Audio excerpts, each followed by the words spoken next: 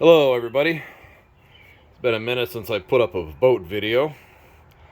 If memory serves, my last video, I think I said I'd be fishing out of my Monarch 1442 here for the upcoming season.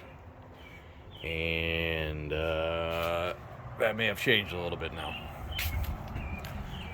So I picked this up a month or so ago. This is a 1997 Grumman 1752. It's the last year that Grumman made boats, and by that time OMC had bought them out, at least their boat division. So this boat is even serialized as an OMC boat, but clearly built by Grumman. Guy who originally bought the boat bought it new in '98, boat, motor, and trailer as a package. He sold it 3 years ago to the guy I bought it from. The boat's been used its entire life on an electric-only private lake at a local hunting club. And up until 3 years ago, that 50-horse Johnson was never used. And guy I bought it from had made a couple trips to Wisconsin and a couple local lakes around here and actually used the gas motor. But upon inspection when I got it, I'm guessing that motor's got about 10 hours on it. So I snagged her up. Like I said, the motor's a 97 Johnson 50 horse. I've deleted the VRO on it.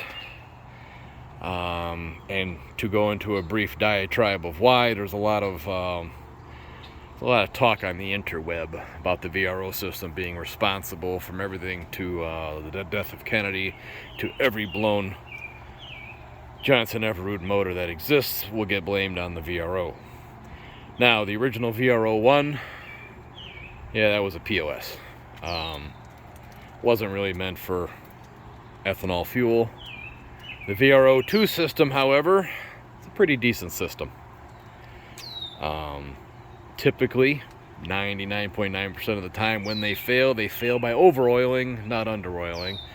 But that doesn't stop the blame getting put on them for every single thing that ever happens to a motor. That being said, I've been pre-mixing fuel for boat motors for 40-some years, and I know that works. Also, a VRO 2 pump is like $600. Fuel pumps are a wear item. They will go out eventually, and I'd rather replace the $50 pump I have on here than that $600 VRO pump. That's my main reason. Why I don't like this style, their VROs, it injects the oil into the fuel line prior to the carburetor. Now, if you've ever pulled your fuel line to run your motor out of gas for the end of your storage or whatever reason you want, you know the thing will run for 4, 5, 6, 7 minutes sitting there idling. So, scenario for you. You're idling around trolling one morning and decide you want to go blast the other side of the lake. So, while you've been idling around trolling, your fuel bowls, fuel line, it's all got 100-to-1 mix in it. It's an arbitrary number. I'm not sure what exactly the VRO goes to under idle. Let's call it 100-to-1. It's got 100-to-1 mix in it. Now, you grab a fistful of throttle and jet across the lake. You got the thing screaming at 6,000 RPM. And how long is it drinking that 100-to-1 mix before it actually gets the 50-to-1 mix? Because you're now wide open throttle. This isn't a new problem. In the late 70s, snowmobile manufacturers resolved this by an oil pump on it. It was hooked right to your head, a splitter on the throttle cable. And the oil pump was a variable oil pump based off throttle position. The difference is, it had two little lines that injected the oil right into the manifold, right into the lower end of the motor. So the minute you grabbed a handful of throttle, it was injecting the right amount of oil right into the motor immediately. I think that would be a super easy fix for these VRO setups. But at any rate, back to the boat. I picked this up Like I said, it came with the original Grumman cover laying up there, still in great shape. But the guy I bought it from for 3 years never used the cover.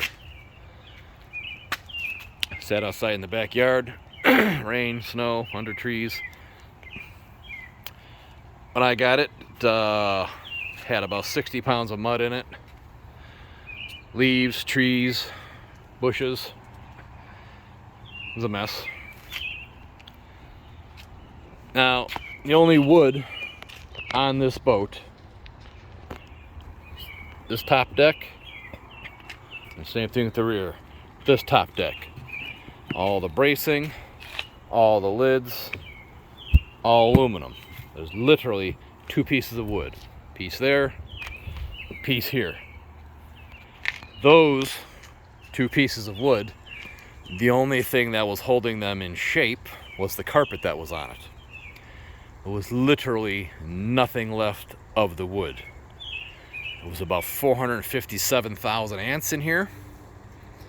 Luckily, majority of them were the little sugar ants, who, well, I saw a couple last night still, but they've left since now their wet wood smorgasbord is gone. I did not replace this center section yet because I knew if I got into tearing out this console and everything else, fishing the boat this summer would probably not happen because I would make 400,000 changes, and I convinced myself to just replace the 2 decks, fish it this summer, and then this winter we'll throw it in the shop and go through everything else.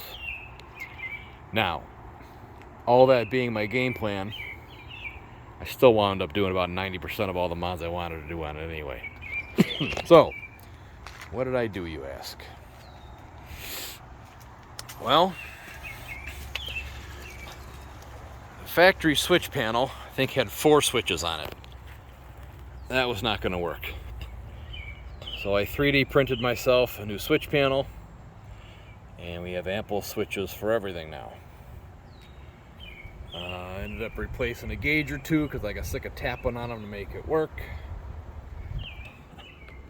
Fuse panel down there. I don't know if you can see, but the original one I haven't taken out yet. Yeah, the original glass fuse, 25-year-old. That's still down there. I got to pull that out. So, I said replace the wood decks. I put lighting in all the hatches. 20-ounce carpet. These seats are the same seats I've run, not the same. I've bought more seats. But my last 3 boats, I bought a Pelican Bass Raider years ago. Came with the Ergo 360 seats, and I kind of fell in love with them, so I've put them in every boat I've had since then. I built this rod holder setup. I wasn't sure what I wanted to do. I didn't want rod holders mounted to the deck. I don't troll. And the fact that you can swivel 360 degrees up here. 300, never mind. I thought this was a better idea. It's super simple. It's just a piece of 1x4 aluminum. I bent up, mounts the seat bracket there. These are actually just some pieces of PVC I had laying around from a couple other projects. So yeah, that's my rod holder. 1 on each seat. And you spin around and do whatever, and it goes with you. So we did lights, we did the decks. I tore out almost all the original wiring.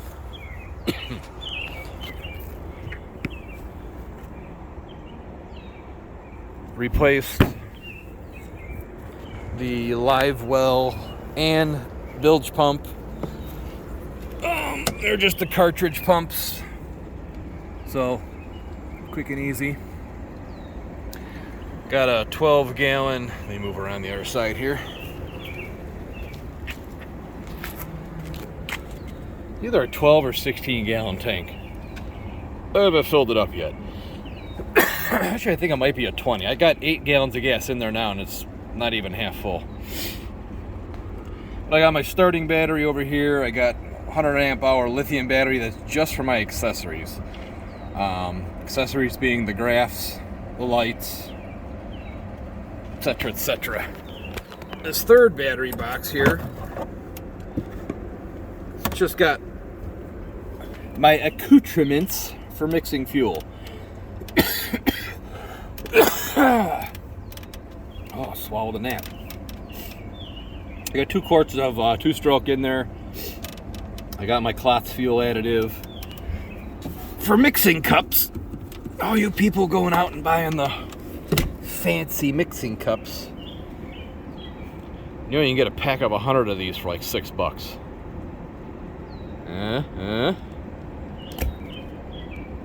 I keep half a dozen of these in the boat at all times, because it inevitably, either people I'm out with or random strangers at a fuel dock, somebody will say, "Hey, can I use your mixing cup?" Mine was stolen, left at home, neighbor borrowed it, daughter used it to make cake. I don't know. So I say, here, have a free cup. Look, because I'm a great guy. Shut up. This means you. And you. And you. Boat. Focus. Graphs. Garmin 73 SV. Networked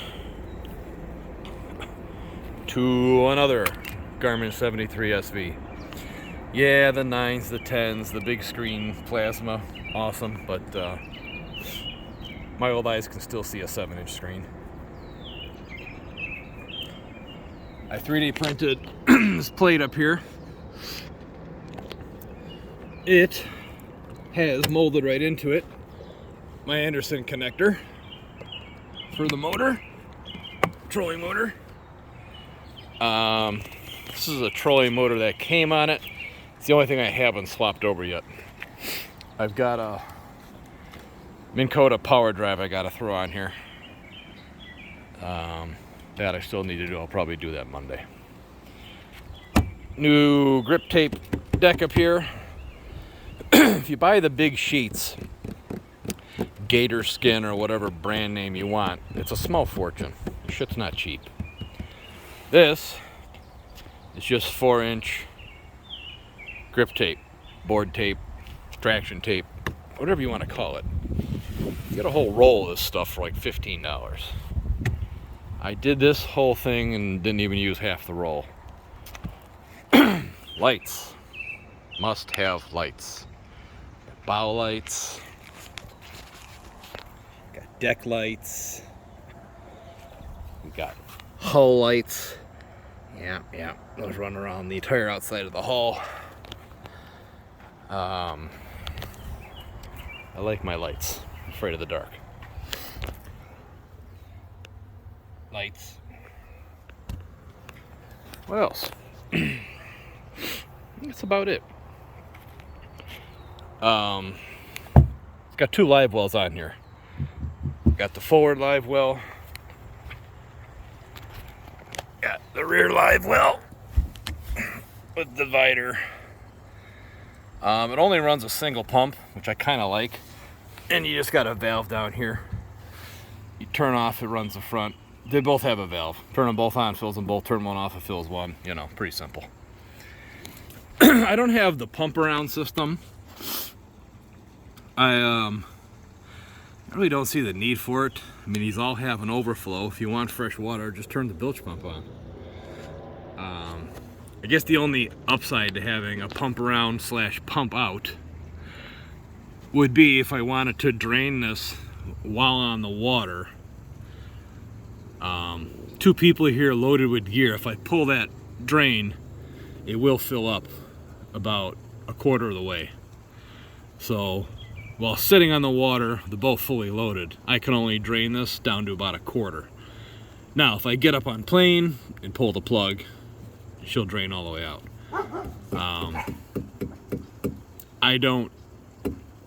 I have no use for the having additional pump and all the additional plumbing for the pump around, pump out system. The fill it up, let it overflow to refresh and aerate. Plenty fine for me. storage under the seats. Yep. The rod locker, the factory rod locker, does have one. However, in 1997, apparently no one owned a rod over 6'6", 6'8". But it does make a good storage spot for my paddle and my stern light, and ropes and a throwable, and other goodies. Yeah, that's about it. Put some new seats in here. New seats up there. Life preservers. Yeah, it's just a basic 17-foot bass boat. I was going to extend this deck, because that seems to be what everybody does. They run an extension here, and then, you know, they extend this deck back. I got plenty of room up here. We're not, you know, line dancing 6 of us up here. It's me. 99% of the time, my ass in that chair. I got plenty of room here. So, I just built a little platform down there so my tackle box would sit level. I was gonna throw my tackle, you know, in the storage compartments, because there's a lot of room in these. But I fish out of different boats, and loading and unloading all of that tackle between boats, it's not happening. If I can just grab that and go, that is happening. I think there's 9 or 10 lakes that we frequent around here, and 5 of them are electric only, and the other 5, and obviously the Illinois River, you can run whatever you want. So, the electric only lakes, I'm still gonna fish my little 1442 Monarch, because that boat is fantastic. I can float that thing in 4 inches of water all day long. Works great.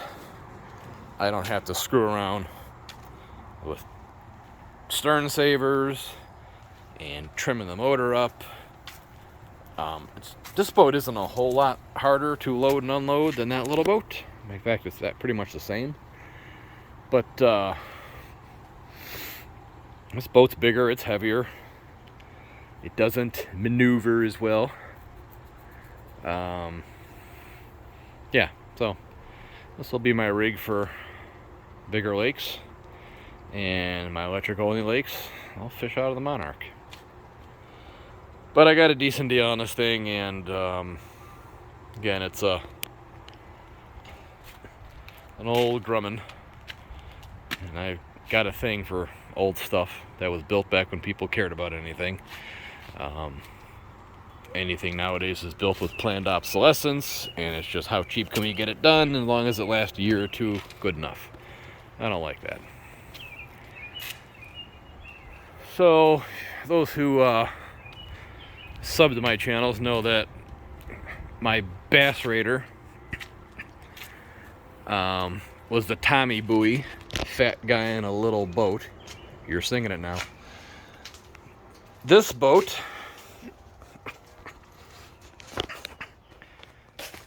I named the Angler Management, because I'm punny like that. It's gonna go with another funny punny name on this boat, but I figured we'd already done that twice.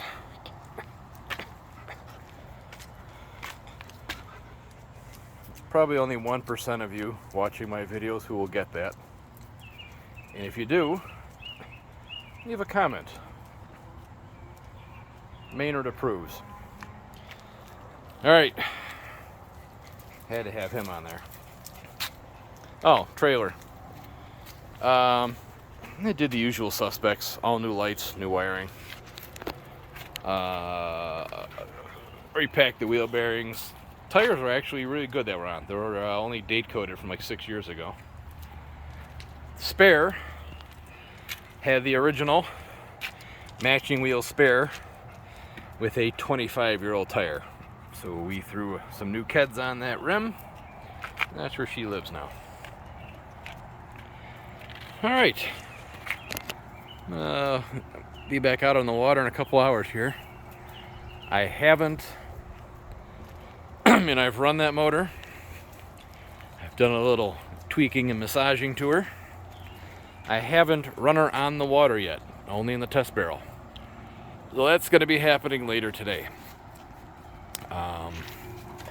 Assuming everything goes according to schedule, I'll probably take some video. We'll see what kind of speeds we get out of this barge, and I'll keep you updated. All right. Questions? You know the drill.